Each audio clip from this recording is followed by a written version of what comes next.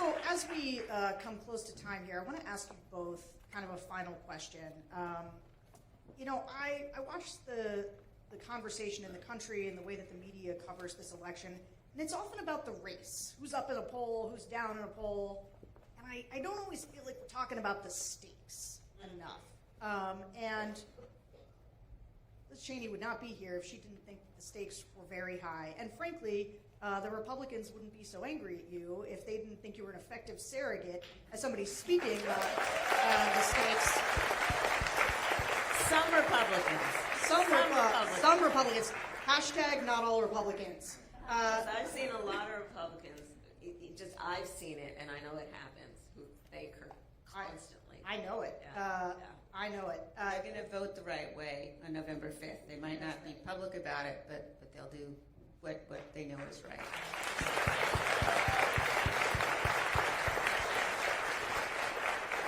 But just to close, and maybe starting with you, Congresswoman, so you can have the last word, talk to me and all of us about the stakes. Many people in the room here are undecided voters. What's kind of the last pitch that you would make about why this election is so important and why you believe they should vote for the Vice President here? Well, I think that in this election, and especially here in Pennsylvania, we have the opportunity to tell the whole world who we are.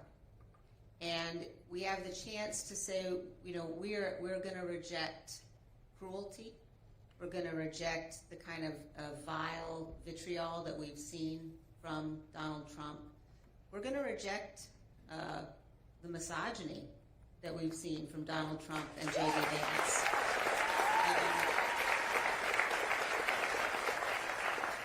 And we have the chance in this race to elect somebody who you know is going to defend the rule of law.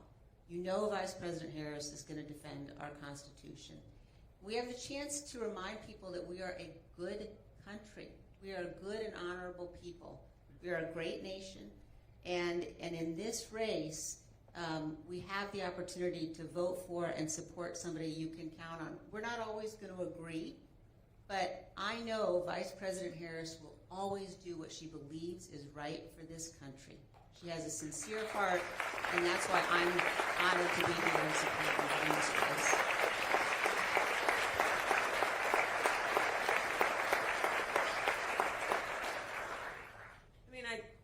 Exactly. Listen, so in my career as a prosecutor, you've heard me say this, I never, ever asked a victim or a witness, are you a Republican or a Democrat? Never. It wouldn't even occur to me to ask them. I did every time ask, are you okay? And I feel very strongly that, for example, on the issue of partisanship, yes, we're going to have disagreements, but I actively invite good ideas from wherever they come. That's why I'm going to have a Republican in my cabinet, by the way. Because I want good ideas. And by the way, I know it is in our best interest as a nation, in the interest of our strength, in our future as a nation. We need a healthy two-party system. We need a healthy two-party system. We need to be able to have these good, intense debates about issues that are grounded in fact. Imagine. Let's start there. Wow. Can you believe that's an applause line? But, you know, we have in our grasp in these next 13 days, or 15 days, excuse me. I'm just jumping ahead. In these next 15 days, we have in our grasp the ability to determine the course of our country. You know, every election we said this is the one, this is the one. This truly is the one. I mean, to the Congresswoman's point, the former chairman of the Joint Chiefs of Staff referred to Donald Trump as being fascist to the core. And no one would ever accuse the former chairman of being partisan in any way. The people who know him best, from the former chief of staff, defense secretaries, 2 of them, national security advisor to the former vice president.